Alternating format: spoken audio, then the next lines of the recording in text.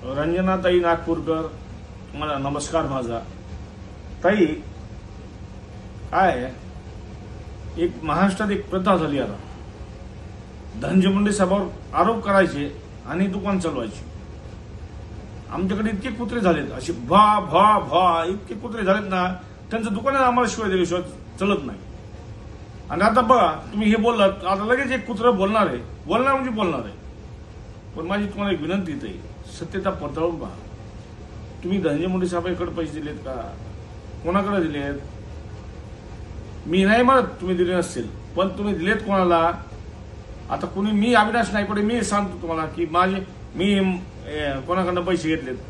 आता मी त्यांचं साहेबांनी घेतले का मग ते पैसे? ही बदनामी करू नका ताई.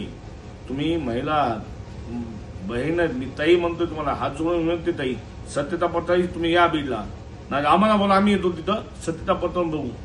धनंजय मुंडे साहेबांचं नाव विनाकारण ताई बदनाम करू नका हो. आम्हाला लय, आमच्याकडे कमी नाहीत, लय मोठे कुत्रे आमच्याकडे आम्हाला बदनाम करायला बसलेले आहेत. त्यामुळे विनंती ताई, खोटे आरोप करू नका, एवढंच तुम्हाला विनंती. धन्यवाद.